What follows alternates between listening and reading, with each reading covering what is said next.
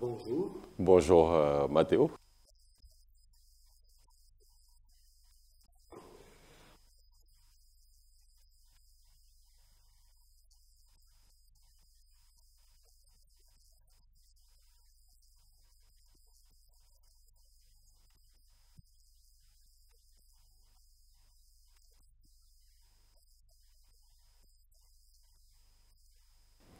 Merci. Je vous remercie pour cette occasion que vous nous donnez avec Radio Beckwith, avec les techniciens, avec l'Église, de pouvoir tenir ici l'Assemblée générale de la CEVA. En son temps, les voix les plus autorisées transmettront les remerciements. La CEVA, vous savez, c'est une communauté de 37 églises dans 24 pays sur 4 continents. Nous avons des églises réformées, nous avons des églises luthériennes, nous avons des églises baptistes, donc des méthodistes également, des évangéliques, des presbytériens, et tout ça, c'est la famille protestante. Et tout cela constitue une richesse au sein de la CEVA. Et puis, vous avez des églises d'Afrique, du Pacifique, d'Amérique latine, d'Europe, de l'océan Indien. Voilà un peu la grande famille CEVA, et cette grande famille se retrouve ici à Torre Pellice. Bien sûr, chaque église avec sa spécificité, mais ce qui nous unit, c'est cette foi en Jésus-Christ, c'est cette tradition protestante, ce mouvement qui est lancé depuis le XVIe siècle.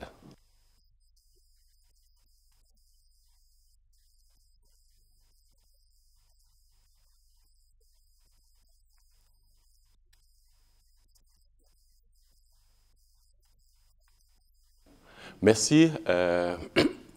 Nous avons commencé, disons, le système d'assemblée depuis 2000, comme vous venez de le dire. Et puis, l'assemblée est constituée des délégués venant des églises. Et l'assemblée générale donne les grandes orientations pour la communauté, puisqu'il y a un conseil, mais comme nous parlons de l'assemblée, je vais m'appesantir sur l'assemblée. Donc, il y a d'abord le compte rendu des activités pendant la période de 2 ans, ce compte rendu qui est produit sous forme de rapport d'activité, et ce rapport est reçu par les délégués, donc par l'Assemblée générale, et à partir des rapports, il y a des perspectives qui sont proposées à l'Assemblée. Il faut dire que le Conseil travaille beaucoup à proposer à faire des recommandations à l'Assemblée, mais l'Assemblée adopte le budget de la communauté, et puis l'Assemblée détermine les grandes lignes pour des actions à mener dans le futur, bien sûr, en validant le bilan des 2 années de l'exercice écoulé.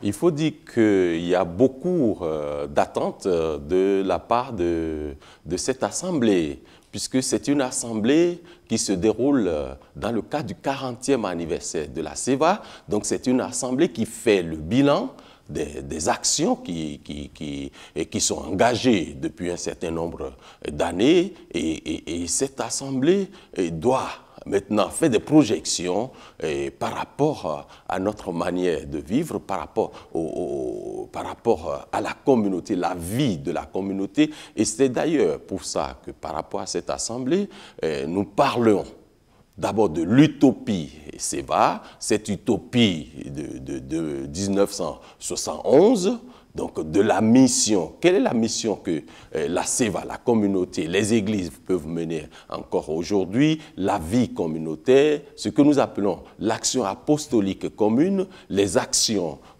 communes, donc tout cela, les projets ou les programmes missionnaires des églises, donc nous sommes en train de faire le bilan. Et c'est pour ça que cette assemblée est une assemblée très importante pour la vie future de notre communauté, donc de la SEVA.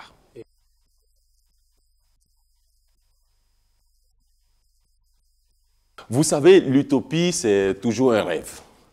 Et quand on a un rêve, le rêve peut s'accomplir comme le rêve peut ne pas s'accomplir.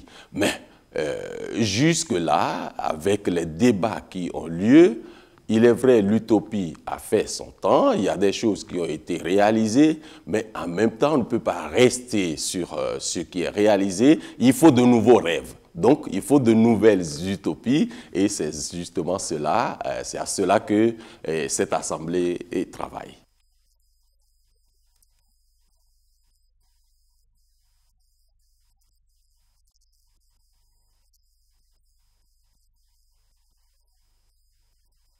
Oui, nous avons demandé aux églises de réfléchir à un questionnaire. Et des synthèses ont été faites. Et je peux dire qu'aujourd'hui, les églises sont d'accord de poursuivre cette mission, de poursuivre cette vie commune, mais de la renforcer et puis de la travailler à ce qu'elle s'adapte aux besoins aujourd'hui et qu'elle s'adapte aux contextes qui sont les nôtres. Donc, cette vision de toujours travailler ensemble et puis dans les jours à venir, certainement mardi prochain ou mercredi, nous aurons les conclusions. Donc, pour le moment, je me réjouis personnellement du travail qui se fait et puis du débat, donc de cette réflexion. On sent une communauté qui bouge.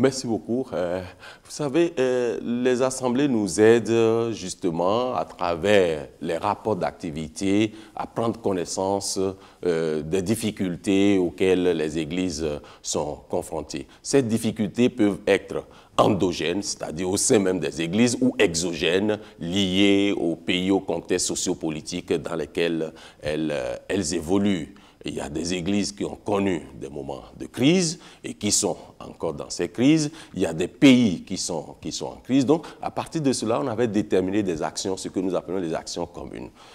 On a vu que plusieurs églises sont obligées de faire face aux questions de migration. Donc, et nous avons travaillé sur cette question et nous continuons de travailler sur cette question de migration, qui n'est pas seulement un phénomène sud-nord, mais c'est un phénomène dans tous les sens, d'ailleurs par rapport à la mission de partout vers partout, parce que la migration, il y a la sud-sud, sud-nord, et puis nord-nord, donc voilà, on essaie de travailler à cela. Et puis il y a le problème du dialogue interreligieux. Vous savez, vous-même, les contextes dans lesquels nous vivons aujourd'hui, où on utilise la religion pour opposer des hommes. Donc, comment vivre en paix? Et je crois notre communauté, donc la SEVA, a beaucoup travaillé à cela. Et un ouvrage est même produit dans ce sens-là. Et il y a la question de paix. Vous savez, la paix, c'est quelque chose qu'il faut entretenir de façon permanente. On ne peut jamais dire qu'on a la quiétude, qu'on a la paix et puis c'est fini. Donc, ça mérite d'être nourri et aujourd'hui, encore, il y a des églises qui sont en face ou qui sont confrontées à des problèmes de gouvernance.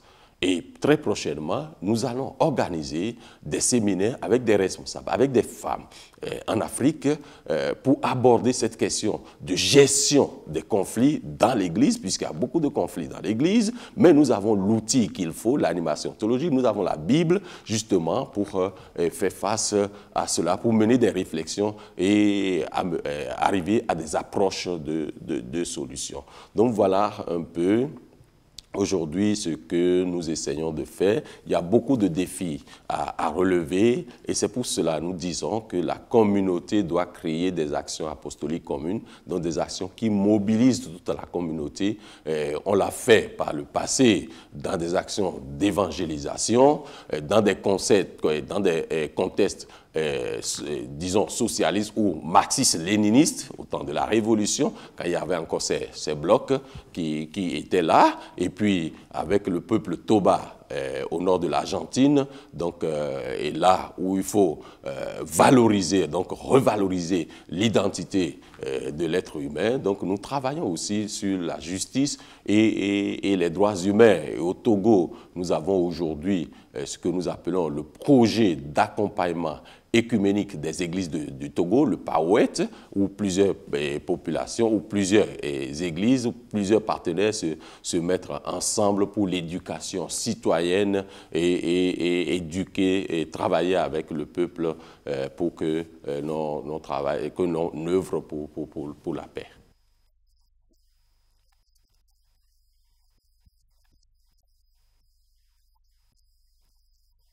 Merci. Au niveau des perspectives, vous savez, bien sûr, l'Assemblée va y arriver puisqu'on n'est pas encore à la fin, mais ce qui se dessine, c'est surtout revoir ce que nous appelons les programmes missionnaires. À un moment donné, nous avons parlé des programmes missionnaires. Et ces programmes missionnaires sont trop globaux, c'est-à-dire ça embrasse tout, ça va dans tous les sens. Et aujourd'hui, nous sommes en train de dire que ça doit entrer dans une démarche programmatique, c'est-à-dire cibler un secteur de la vie de l'Église. Donc, par rapport à cela.